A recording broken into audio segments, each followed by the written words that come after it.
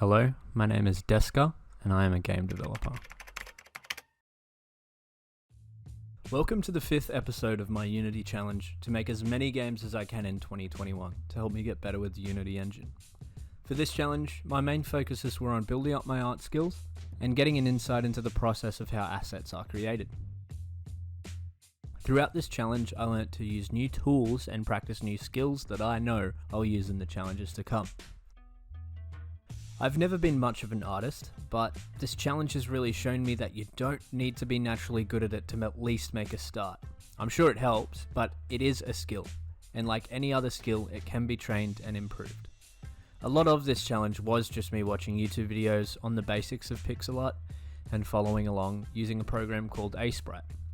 And boy am I glad I found Sprite. It makes everything so much easier and has all the tools right there for you. Going from doing pixel art in Photoshop to Sprite is like going from an overcomplicated biplane to a fighter jet. It's honestly that good at what it does. All in all, this challenge has definitely fulfilled its purpose at teaching me basic pixel art principles. The skills I've learnt here will definitely translate well into the skill set I need to make better looking and more complicated games.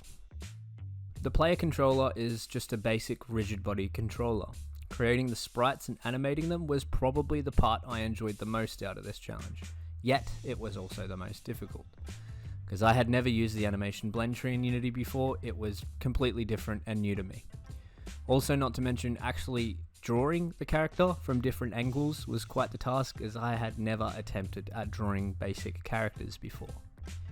And it is basic, but I like the way it turned out. I was tempted to add other features to the character, such as sprinting, jumping, and crouching, but ended up omitting them as I wanted to focus more on the artistic goals of the challenge. As I spent more and more time in Sprite, I definitely grew to learn what looks good and what doesn't.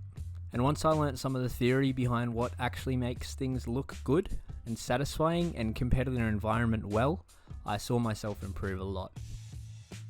Little things such as hue shifting can really make or break a piece of art. I still have a lot to learn in that regard. I stuck primarily with environmental art for this challenge. Next time I will experiment with creating various other objects and scenery. That's about it for this challenge. You can play this quick design demo on itch.io, I'll put the link in the description. Feel free to leave me some feedback if you have the time. I hope you enjoyed this update, and I hope to see you soon. Cheers.